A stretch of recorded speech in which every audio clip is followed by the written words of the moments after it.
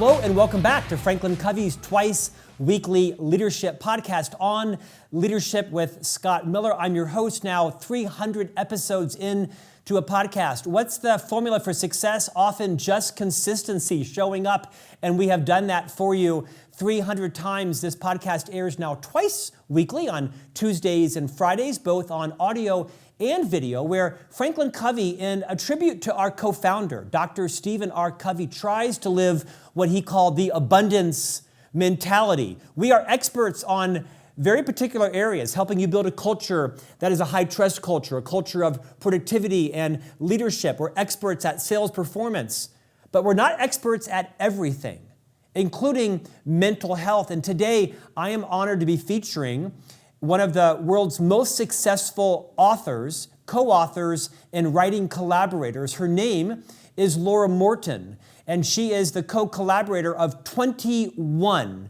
New York Times best-selling books. She has written books with people like Justin Bieber and John Maxwell, Jennifer Hudson, and the Jonas Brothers, Glenn Stearns, and many others, where she is often the writer behind the scenes, but has many credits to her name. She is everybody's dream writing partner, but she also is recently known as the co-director, producer, and writer of a remarkable movie named Anxious Nation that will be the majority of our conversation today. You're going to find this discussion with Laura, who has dedicated much of her life now as the mother to children that have some anxiety issues, to really bring to light the normalization of this conversation around how pervasive anxiety is, not just in our children, but in the parents that nurture them. I think you're going to want to tune in, riveted to this conversation with Laura Morton. Laura, welcome to On Leadership. Scott, thank you so much for having me. It is just an honor and a privilege to be here. We are delighted to be featuring this conversation today. Laura, we're going to have a two-part conversation.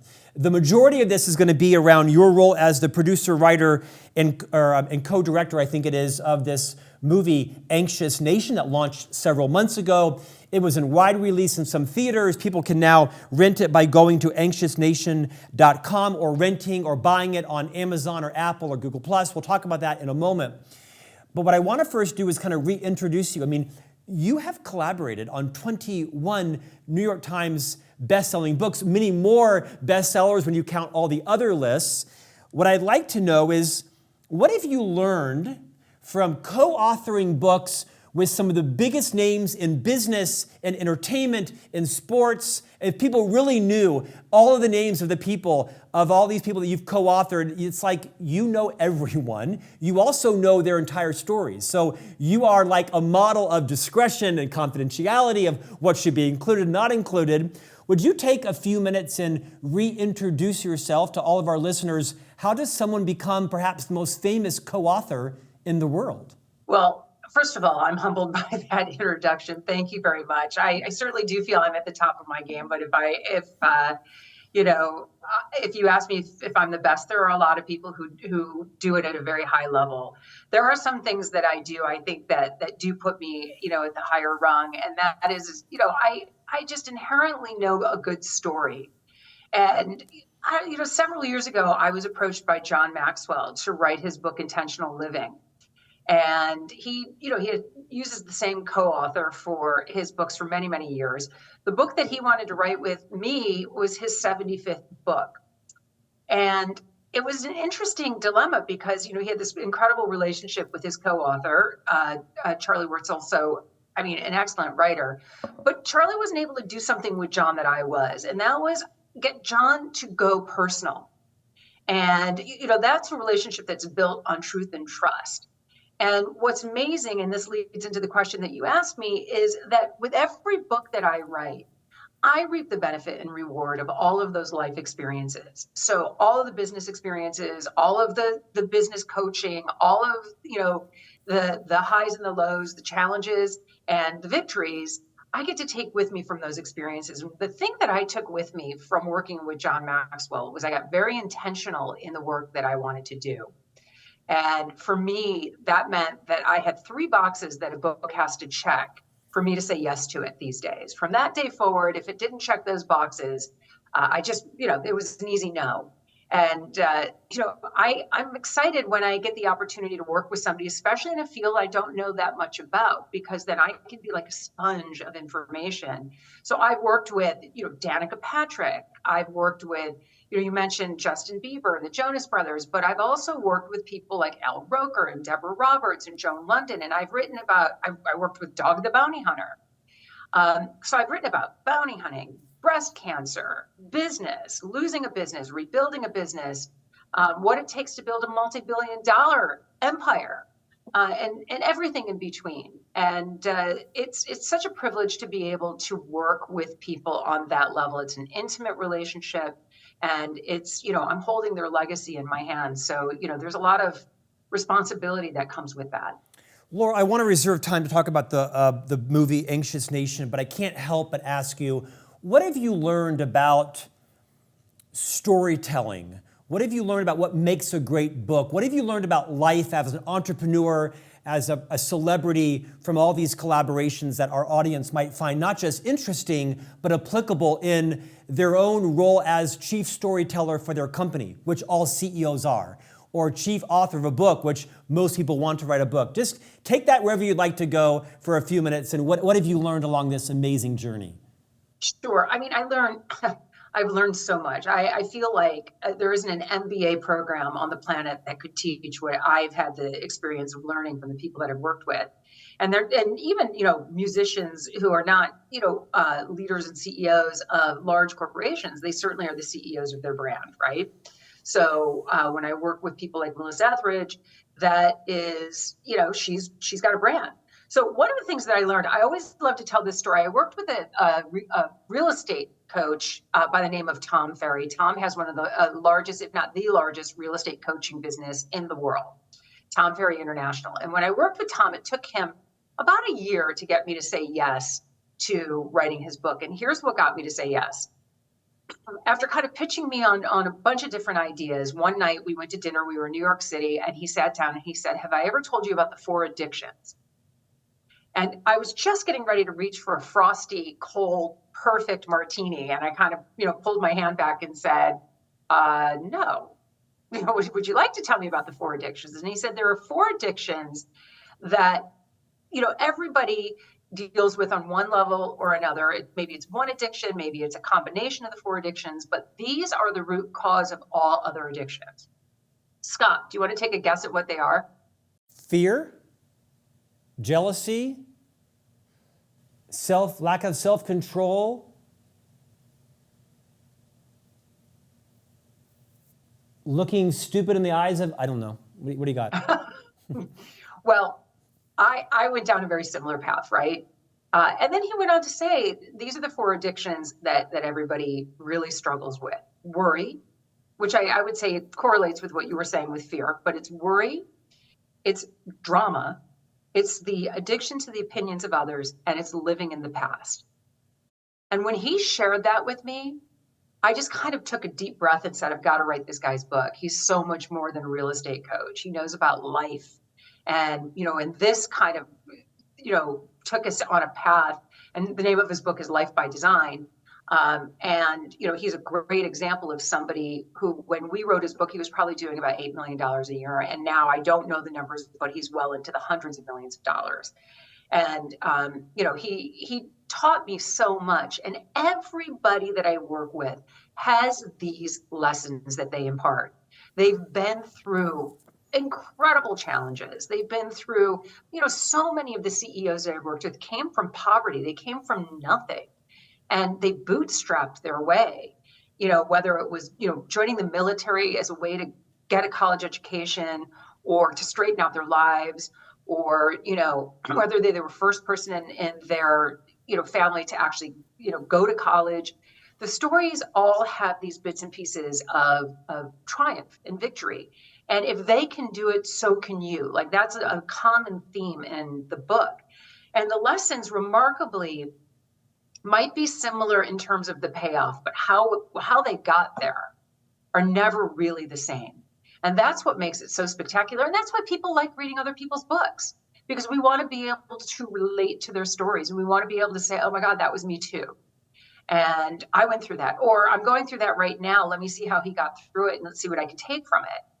And so that's the value and the beauty when somebody takes the time to share their story with you. And everybody's got a story, right? I mean, in essence, I call that job security, but everybody has a story. Most people let their story die at the kitchen table.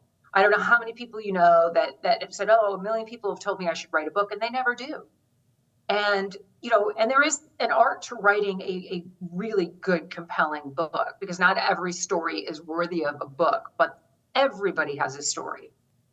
Oh, I so see a 21 series podcast where I'm just interviewing you on the stories behind all the stories you've written appropriately for all these bestsellers. Stand by for the Scott Miller, Laura Morton podcast series. Okay. Coming soon. Coming soon. Let's talk about Anxious Nation. You Sure. wrote, produced, and co-directed this movie that really brings voice to the pervasiveness of anxiety in our world today. You have an intimate association with this topic because of what's going on in your family. I have a variety of questions I want to answer or ask you and talk about. But first, would you talk a little bit about the movie Anxious Nation? Talk about anxiousnation.com, why you produced this movie, and then I have 8 or 10 questions I want to ask you about it. My pleasure. Thanks for bringing this up, Scott, because this really is, of all the work that I've done, and certainly I've written, 60 plus books, and most of them are books that change people's lives. There isn't anything that I've done that I think can have and will have a greater impact than our film Anxious Nation. And the reason I made the film is because I'm the parent of an anxious teenager. And my daughter's been anxious since, I would say, she was 3 years old, but it took us 7 years to get a diagnosis, to get somebody to say, here's what's going on.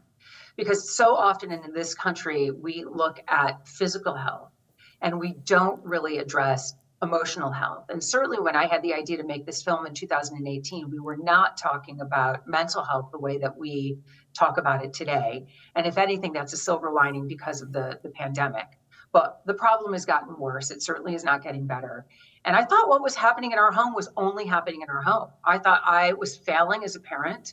I thought that I was letting my daughter down. She wasn't getting any better. And so I put a single post on Facebook that said, kids and anxiety, who's dealing with it? And this was, again, in 2018, almost 5 years ago to the day. And I was shocked at the response that we got, because people at the time were really not talking about it. There was so much shame, so much stigma. And so people responded on Facebook, I am, we are, my granddaughter is, my son is. But then the private messages started coming in. And they were coming in from people that I know, people that I knew well, people I had just had dinner with. And not once did this come up as a topic of conversation. And what I realized was we were all suffering alone. And I knew that if my family was struggling, I couldn't imagine how other families were getting through this. So I set off on this journey to explore anxiety in our country. How does it show up? Why does it show up? And most importantly, what can we do about it? How can we harness anxious energy? And that's what anxiety is. It's nothing but energy. How can we harness that anxious energy and use it for good? In the course of this 6-year podcast, now beyond its 300th episode, I've read 300 books, right? Because most of our guests have books. This is not a book review podcast. It's a thought leadership podcast to help everyone be a better leader, as parent, as entrepreneur, as corporate officer, you name it. I've only watched one movie in preparation, and it's yours. Although I'm sure Matthew McConaughey has lots of movies I should have watched to interview him. I watched Anxious Nation with my 3 sons, who are 9, 11, and 13. And I'm usually having to tell them to be quiet, and they didn't say a single word. They just sat on the bed watching it with me. We watched it recently, and I want to share an epiphany I had while watching Anxious Nation. Before I do that, I want to hopefully, as a credible podcast host, remind all of our listeners and viewers, if you are a friend, a spouse, a parent, a caregiver, a shepherd, a leader of anybody in your life that is suffering from any level of anxiety, you need to rent this movie, Anxious Nation, because it'll be an epiphany for you in terms of your contribution and your role in their life. Let me tell you, When I was raised in a very stable upper middle class family in the 70s in Central Florida. I call it the meatloaf family, right? I mean, we didn't have anything we wanted, we had everything we needed. And my parents' number one value was stability. As a child, although 50 years ago we didn't call it anxiety, I had a series of tics that we never talked about. I would roll my eyes, I would have a repeated groan, I would stretch my neck. I never did them at the same time, but I would do them for 3 or 4 weeks at a stretch. I would try to hide them. I would have to turn my body so no one could see me to hide these self-soothing tics. And I've always remembered it. I also was a stutterer, had a speech impediment, and my parents were loving parents, but I don't think they really knew it or saw it or ignored it or knew their contribution to it. Fast forward. I got married when I was 41. Very successful career. I'm still married to my wife. Let me check my watch. 3 kids will do a lot to your marriage. And when my oldest son, Thatcher, who is now 13, Laura, was 2, he started picking his face. And we would go to church, and it looked like he had chickenpox for a year. I mean, literally, it looked like this kid was, in a very healthy home. I'm embarrassed about all of the access to opportunity we had. We didn't know why our 2-year-old was picking his face and he had scabs all over. It looked like he had chickenpox for a year. Well, last night, your movie answered the question for me. Mm.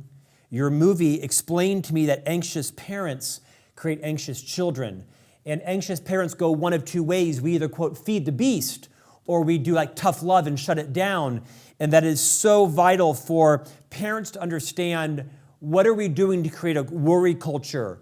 I think you called it catastrophic thinking. I want to stop there for a moment, and I want you to speak to the millions of leaders and parents and spouses and caregivers about how important it is to understand their own mental health. I was super anxious, right? I was single for 41 years and I was a confirmed bachelor. All of a sudden, I got married and had 3 boys and my world was rocked. I want you just to riff on the lessons from my story that I took from your movie last night. Well, first of all, I want to thank you for your vulnerability. I really cannot tell you how courageous it is for you to share that with your audience, because by speaking about it, Scott, you are helping to take away that shame and take away that stigma, because what's happening in my home is happening in other homes, right? What's happening in your home is happening in other homes. We just don't talk about it. So thank you right off the top for sharing that very intimate information about your world with all of us. I also think it's really important. I think so often, especially business leaders, because I have this conversation a lot, they underestimate the impact mental health has on their bottom line. And they don't understand that if we don't provide mental health programs, mental health initiatives for our team members who are coming back after COVID, after lockdown, and they're dealing with anxious kids, they're dealing with their own anxiety. I mean, I honestly don't think that I ever dealt more with anxiety than I did during the pandemic. And, I think it triggered something in all of us. But employers need to understand that it's great to offer benefits, but what employees need now are benefits that actually speak to their needs. I think it's so undervalued. And, there's so much information that shows that this costs the business sector hundreds and hundreds and hundreds of billions of dollars a year in lost profit, in productivity, in absenteeism. Last year, we had the highest rates of absenteeism in the workplace and in school. So my daughter missed 40 plus days of school last year for a variety of reasons. One, we were promoting Anxious Nation, and my daughter's in the film. She's the inspiration behind the film. But 2, she also had a number of mental health days, and schools are learning that they also have to make accommodation. I read this morning that they just did, they did a poll of over 5,000 middle and high school students, asking them what's important to them right now as they're re-entering back into school. And their answer was, not to put so much emphasis on test results and more emphasis on helping us cope and get through the challenges. And I think we have to listen to that, because that's what's happening in people's homes. And what happens in people's homes trickles into what happens in the office. It trickles into what's happening in every single company in the world. This is a global issue. So from my point of view, we can talk about it, which is a really good start. But I really think that hope is not a plan, right? I think that hope to action, we need to implement structure within organizations that help us help our team members feel seen and heard, and help them understand we get it. And I advocate for this very strongly, especially HR departments. I think they're really struggling. I'll liken it to what's happening with school counselors or school nurses. They're so inundated with kids showing up and going, I just can't be here today. And I think that HR departments must be struggling on the same level, with people not wanting to return back to the office, people that are returning back to the office, but now they've got a kid who's in the nurse's office in the middle of the day. And how do you leave to go? How do you tell your boss, hey, my kid is having an emotional, moment and can't stay in school and I need to go get them?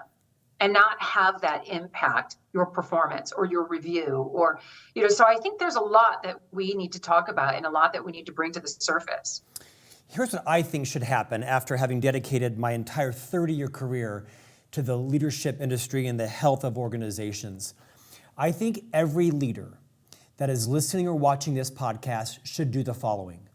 You should give each of your team members the $4 or the $6 or whatever it was to go cost and rent the movie. I don't think you should rent the movie in a conference room and have everybody watch it together. I think you should give all of your employees, every one of them, the reimbursement to go rent the movie, either on anxiousnation.com or on Amazon or on Apple or Google+. And let the employee of yours watch the movie in the privacy of their home or wherever. And let them, like me, digest it, unpack it, peel the onion, and then come back to work and at their comfort level, discuss it as a group. I love that so much. But I want to say that one of the things that we've done is to make this easy is we've created a viewer's guide. So that if you want to do that, we have a guide that we can provide to you that will help you have this conversation in a productive way with your employees. We also can make the guide available to your employees so that they can have that conversation in the comfort of their own home. So we have a guide that is designed for HR, right? It has a module for HR departments. We have a guide that is designed, for professionals, right? So for school nurses, for school counselors, teachers, educators. We have a guide that will address, individually families being able to have this conversation. Because Scott, I'm curious to know, after you finished watching the movie, what kind of conversation happened with your kids? And did your wife watch the film with you? Stephanie watched some of it. She was busy packing lunches and doing laundry and things that, moms do late into the evening and dads do and should also. We talked, there wasn't a lot of discussion because we were kind of all absorbing. I will discuss with Thatcher. He's my oldest son, the one that was picking his face. I will tell the same story to him that I just did to you because we have a very healthy, increasingly mature conversation with a 13-year-old. But I'm still unpacking it. I'm still thinking about it. In fact, I want to pivot to a second story and have you address this. Sure. Everyone, you need to go to anxiousnation.com, rent the movie, watch the movie, digest it, download her resources, and talk to Laura about building the health of your colleagues. One of the things I learned is this idea of catastrophic thinking. I fell classically into this, right? I say to my now very healthy, well-adjusted 3 sons that were very pleased with shepherding them well in an anxious world, guys, you have got to wear your helmets when you're on your electric scooters. Because what's going to happen is you're going to forget to look both ways. A car is going to smack you. You're going to spill your brains out. You're going to be paralyzed for life. And your mom and I are going to be feeding you with a tube up in that bedroom for the next 40 years. You're going to wreck our financial. And I think I'm doing them service. Good God, what am I doing? Talk about this whole what if all these things go wrong and give some advice to everybody right now that either is falling into one of two camps. They think I'm a lunatic or they see themselves in me? I mean, I don't know a parent who hasn't had that conversation on some level, right? You know, I don't want you to play football because you could get hurt, you could break your neck, you'll be paralyzed. It doesn't, there's a million ways that you could look at this. And I think that, as parents, there's another scene in which, to answer your question, I want to say this. I think all parents do that because we come from a place of love. We think what we're doing is loving and caring. But when you do that to an anxious child, what you're doing is you're taking a burning, ember, and you're pouring gasoline all over it. You're turning it into a forest fire. And that's how it feels for your kid. And so they start to spin those thoughts and ruminate it like, oh my God, I'm going to die. And for an anxious kid, that's a scary thought.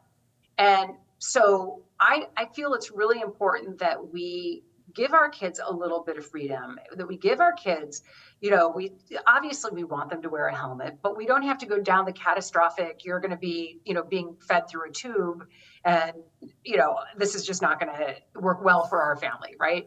I think it's so important. I learned so much making this film, but the thing that I learned, the biggest takeaway that I had, Scott, was that what my daughter feels is legit.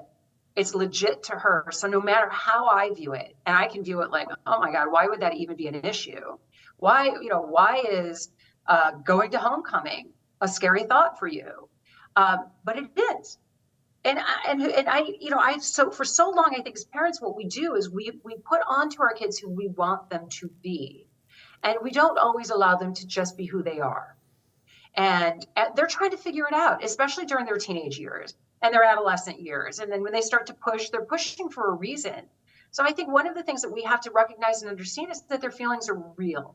And if we don't acknowledge it, in fact, if we diminish it, what we're doing, and we talk about this in Anxious Nation, is we're actually feeding the cult leader. Anxiety is like a cult leader in your home. And as long as you're giving the cult leader what it wants, everything's hunky-dory. As soon as you go against the cult leader, right? As soon as you say, well, wait a minute, I'm not going to feed that. That's when the problems start, because kids want certainty. And we don't live in a certain world.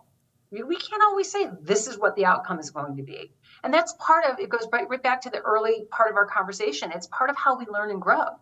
We have to go through these experiences. We have to, so that we can understand what works, what doesn't work, what feels good, what doesn't feel good. If we try as parents to constantly protect our children from feeling, I'll just say, if you're an anxious parent, from feeling the way that you do, they will never understand how they feel. They will understand how you want them to feel. I hope that makes sense. Laura, I've kind of come up with this idea that I'm anxious, but I don't think I suffer from anxiety. Now, I know you're not a mental health professional, but does that seem reasonable to you, or do you think I'm sort of just cleaning up my self-assessment? No, I think it's totally reasonable. And the reason is that anxiety, as I said earlier, anxiety is energy. It's the fight, flight, or freeze response. And what happens is, so here's the first thing I want people to understand. You cannot cure anxiety. You can learn to treat it, you can manage it, you can learn to, expect that it will show up. And then what do I do with it when it does? But we're wired, it's genetically in our DNA to have that response. You want to have that response in the right circumstance. And by the way, a lot of people think what's happening with our kids is not normal, but they actually are. I mean, what is normal? Start there. But they're having a pretty normal response to a lot of the things that they've had to endure, especially in the last 3, 4, 5 years, right? A once in a lifetime global pandemic, being, in lockdown, having to learn on Google Classroom from home. I mean, these are not things that are typical.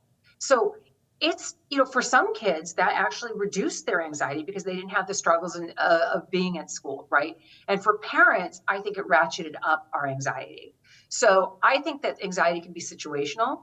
And, just as you have a kid who is prone to, let's say, be a great tennis player or a great musician, sometimes you're going to have a kid that is more prone to being anxious, right? It's in our DNA. So it's really important to understand that what's happening is that fight or flight response goes haywire, right? It becomes unmanageable. So that's what makes us freeze. That's what makes us not be able to speak in front of a crowd. That's what makes us, that's that being anxious, but not necessarily having anxiety. You can have situational anxiety, which is probably what you feel, Scott. So to answer your question, I think, look, everybody has anxiety. Everybody who worries has anxiety. And it is a natural response to unnatural things happening. You're being chased by a dog. Something doesn't feel right when you're walking on a street in a big city. You're supposed to feel that way. But what happens when that just goes on overdrive? That's what we're seeing over and over and over again. And not just in our kids, but in their parents. And surprisingly, the second largest demographic that is coping with anxiety today are seniors. And so it's really important to understand this is not just a kid problem. The movie Anxious Nation is rife with interviews of mental health professionals from all walks of life and cultures and backgrounds. And I think one of the wisest things I heard was you had one of your experts on the show talk about how if you had a rash, you would immediately go and buy some ointment at the store, apply it within a matter of an hour, and if it hadn't gone away in 2 or 3 days, you would be at the doctor, no questions asked. But we never allocate that same level of attention to mental health issues. I want you to address what are some good first steps for anyone listening to this, because we share a mutual friend in Matt Gutman. Matt Gutman, of course, the ABC correspondent. I interviewed him last week on his book, No Time to Panic. And there's a reason why his book hit the top 15 of all books in print on Amazon last week, where he talks about his own struggle, lifelong struggle with anxiety on air. As ABC's chief news correspondent, he interviewed you for the launch of the movie. Yes. Talk about why Matt Gutman's book was number 14 on Amazon last week. It wasn't because he's handsome, he is, or because he's on ABC, which he is. But also, would you talk about why Anxious Nation is the right time to be released, and what can parents and leaders and caregivers and friends and spouses do to help people in their lives that may be suffering from a rash that you can't see? Sure. Well, first of all, I love Matt, and I'm so proud of him for his book and the success of his book. And he touched a chord like we've touched a chord. People, this is something that people don't want to talk about. So when they see somebody like Matt Gutman, who is this great adventurer talking about his panic and anxiety, but his panic attacks, it makes them feel less weird, right? It makes them feel seen and heard, and it makes them feel like it isn't just happening to them. And that's the greatest gift that we can give. In the film, that's Harold Koplowitz, the founder of Child Mind Institute, who says, if we had a rash, we'd be at the doctor. He also says that on average, it takes families 2 to 8 years, Scott, to seek help, mental health help for their children because they don't recognize and understand what's going on. And that's what happened in your own family. In our case, our professionals didn't understand what was going on. The pediatrician couldn't identify it. And it took us 7 or 8 years for a doctor to finally say, this is anxiety. And so I think it's really important that we educate ourselves on this because most parents don't want, it's hard. It's hard to deal with, right? When it's just a phase. It's something that they'll grow out of. But the fact of the matter is you didn't grow out of your anxiety any more than they're going to grow out of their anxiety. It will follow you throughout your life. So the greatest thing we can do is put the tools in the toolbox. Teach them to understand that anxiety will creep in. It will show up.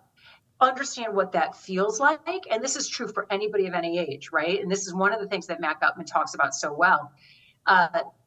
When that feeling starts to bubble up, what do you do with it?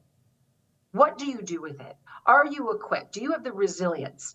Do you have the ability to say, I can manage my anxiety or my anxiety is going to manage me? And right there is the bridge between being able to live with your anxiety or letting your anxiety dictate how you live. I think my biggest takeaway from watching Anxious Nation was this concept of realizing your own patterns of thinking and understanding how you transfer those to your children? Because I'm quite confident. I pointed to the window on the second floor that the chair would be in that my boys would be sitting in for the next 30 years, strapped in with a tube. I mean, insane. Sorry, I don't mean to laugh, but wow. I know, insane, right? Yeah. And I thought that was probably good parenting. I guarantee you HHS will be coming to my home because 30,000 people are giving them my address right now. Right. Fortunately, I'm married to a very sane, sound wife, Stephanie. But that same sentence can be transferred in the workplace, right? As leaders, realizing your own patterns of thinking is key to understanding how you're transferring them to your colleagues, positively and critically. Laura, for all the millions of leaders that are listening to us and thinking about renting the movie for their family and their spouse or their ex-spouse, right? To say, hey, we should watch this. I want you to revisit the topic around how human resource leaders, culture leaders, people leaders in organizations might think about reaching out to you or talking with you about the resources you have to make their organizations what Franklin Covey would call a workplace of choice for achievers with heart. Remind everybody how they can connect with you and work with your resources. Absolutely. First of all, we would be delighted to come into any organization and let us carry the baton on this. You don't have to watch the whole film. We in the viewer guide, we have sections of the film that are dedicated to exactly what we're talking about. So we can show little snippets, and then we can run a webinar. We can do it remotely or we can do it in person. We can work directly with your HR teams. But what I want to emphasize is that you cannot overlook the importance of this. I know that we're in difficult financial times. I know that companies are struggling and reallocating and cutting budgets. You cannot cut your mental health initiatives because this ultimately will impact your bottom line more than the cost of whatever it is to bring in a program, right? So, when you tally up the number of days that people, cannot come to work because of their own mental health, when you tally up leaves of absence, when you tally up loss of productivity, those numbers will be staggering for you. And, what you want is a team. I just feel so strongly that when you take care of your people, your people will take care of your business. And this is the most important health crisis we are facing in this country right now. And we are the most anxious nation on the planet. The United States is the most anxious nation on the planet. Think about that. Think about other countries and what they're going through. We cannot continuously kick the can and say this isn't important, or, they can get 5 sessions because that's what our insurance allows them to have. You wouldn't want your child or yourself to have 5 sessions if you had cancer. You wouldn't, here, we're going to give you 5 chemo sessions, right? And hopefully your cancer will go away. Yeah. We need to be there and to keep resources and useful tools in the toolbox at work every bit as much as we do at home. And to underestimate this is costing you money. If you're running a business, if you're a business leader, if you're a CEO, if you're owner of a company, big or small, mental health is costing your business money right now. So what are you going to do about it? Okay, much less important, but no less interesting. What's it like to write a book with Justin Bieber? I love the guy. I totally love the guy. I worked with him when he was, you can see by the picture behind me, he was young, about 18, just graduating high school when I worked with him. Something nobody is really aware of with Justin is, one, he showed up for every single one of our phone meetings, which is pretty much what we had. 2, he's very savvy in business. He's had some really good people around him that have helped him understand his finances. And if we can teach financial literacy to our kids, it doesn't matter if you're Justin Bieber making, 60, 70, $80 million a year at the time, or if, and obviously much more now, or if it's somebody like my daughter who basically just thinks the bank of mom is going to take care of everything. We must teach our kids financial literacy. And so he was great. I loved him. People are often surprised when I tell them that Jerry Springer, right there, was one of my favorite clients. But there's a guy that was the mayor of Cincinnati. He was an 11 Emmy Award winning broadcast journalist before he took over for Phil Donahue when he started the Jerry Springer Show.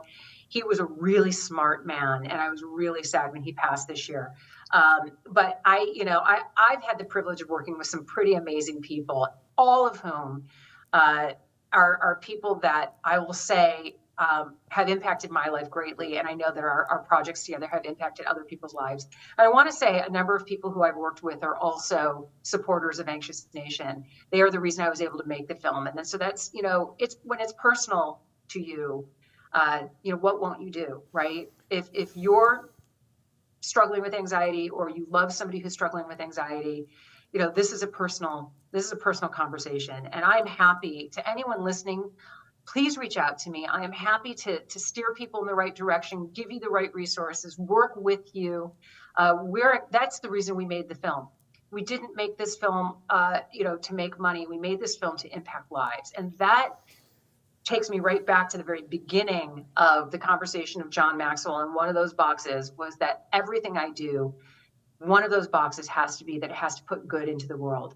And I want to show the world how to harness anxious energy and use it for good. 21 New York Times best-selling books, many more other bestsellers, and producer, writer, and co-director of the recently released movie Anxious Nation. Visit anxiousnation.com. Like me, I rented it on, I think I said Amazon Plus. It's also on, I think, Apple TV and Google Plus.